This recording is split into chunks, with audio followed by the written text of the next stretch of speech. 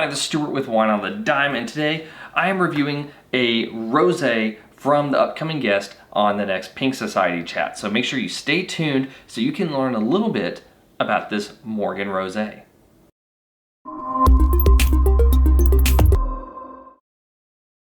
Alright, so before we begin today's review, if you like today's video, please like, subscribe, comment, share it with your friends. All of those things help me know that I'm still on track with making good content. Today we were reviewing a wine from the upcoming Pink Society guest from the hashtag Pink Society chat on Twitter. This is the 2018 Morgan Rosé of Grenache. It is 13.5% alcohol by volume. It is $24. They were nice enough to send it to me, so I didn't have to pay anything. But on the flip side, that doesn't mean they're gonna get a good review. It doesn't. I will say though, they sent me a ton of info on this wine that I admittedly have not read past the technical specs, which I will leave in the video description so you guys can have all of that information. If you want the larger sheet, I'll see if I can get a direct link from them so you can go download it off their website. However, the spec sheet also does really well with giving me a white background for the evaluation of color. So let's get started on that. First of all, screw top, +1. I love screw tops, making it easy for everyone to get into wine since, well crap, I don't know when the screw top was invented for wine.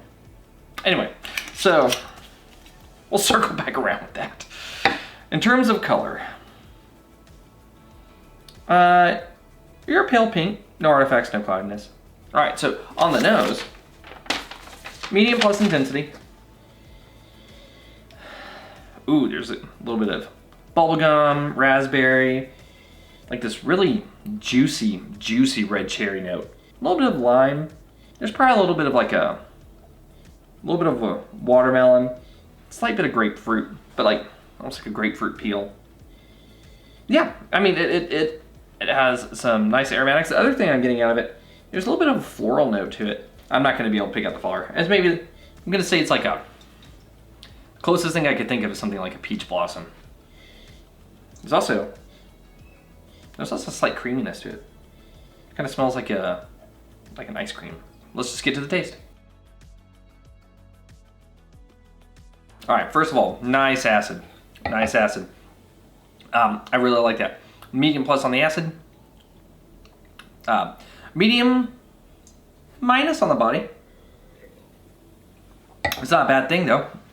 Alcohol, even though it's 13.5, it's barely present on the palate. So I'm gonna say it's a medium because that's definitely there. If I wasn't detecting it at all, I'd say it's low. So it's definitely there. In terms of the finish, the medium finish, that's not bad for a rosé. A lot of the ones I've had recently have been kind of medium minus or almost finishing clean. So it's nice to have something that has a little bit of length to it. And actually, I'm gonna give you medium plus because it's been a while since I took a sip, and it's still going. Yeah, so there's that grapefruit note. I'm getting that red cherry. I'm getting more of like that grapefruity effect. There's also something that I rarely have had in real life in terms of like consuming it that I'm picking up on here. And it reminds me of Riesling. So since they're in common, I'm gonna lean towards lychee. Yeah, I'm gonna lean towards lychee. So but there's also that little bit of a watermelon. There's a slight astringent note to this wine, but it's not because of like tannin or because it's poorly made. It actually has a little bit of a sour kick, which with some of that like grapefruit, like you know when like you like go straight into grapefruit and you maybe get like a little bit of the pith, it's kind of like sour, like you get a little bit more of that note. That's kind of what I'm getting with this. It's not bad though. It's not overpowering. And there's a little bit of a bubblegum that shows up on the mid palate, and it doesn't last for very long. So, and palate intensity is medium plus intensity on the palate. Tannins are extremely low. I don't even know if they're noticeable. Barely. There's just a little bit of a grip, and then it goes away real fast. Okay, so on that note, let's get to the blick. Balance. We're in balance. I really like this wine's balance. I like the structure, I like the acid, I like the alcohol. Everything about it is very well done. So I like that. In terms of length, medium plus, I'm gonna go ahead and give you medium plus, but it's still not enough to give you a full point, that's half a point. In terms of intensity, medium plus intensity on the nose, medium plus intensity on the palate. If you had one of those being pronounced, I would have probably bumped you up, but I'm still gonna have to give you half a point. In terms of complexity, I'm getting a little bit of that red fruit. I'm getting a little bit of like those kind of tropical citrus notes in a way with like that kind of grapefruity effect. I am getting a slight creaminess though. I don't know if it's to do with malolactic. It just might be kind of the flavors that are present here.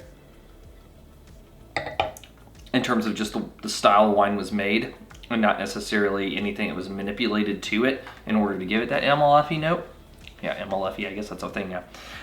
But I really do like the flavors of the wine. But it's not super complex, which is fine for a rosé. It's not a bad thing. I'll give you half a point. Ultimately, that comes up to 2.5 points. I'm gonna give you good. I think if you had a look, the one thing I would have looked for on this wine in order to bump it into very good would have been for that intensity. Or if you could have found a way to prolong that finish a little bit longer, either of those would have given you that extra half point you needed to be solidly very good. But I mean, if you had them both, then that would actually give me a harder dilemma of, would I give you greater? Very good. Yeah, so ultimately, like I said, 2.5 points, good.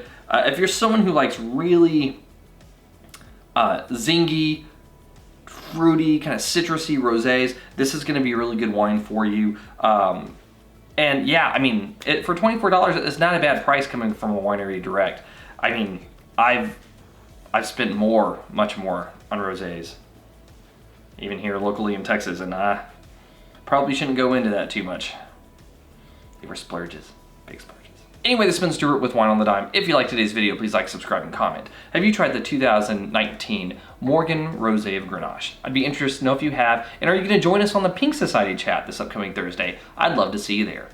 I will see you all again soon with another episode from Wine on the Dime. In the meantime, man, I have a whole bottle of this and so much editing to do. Wonder how much is gonna remain at the end. I'll see you later.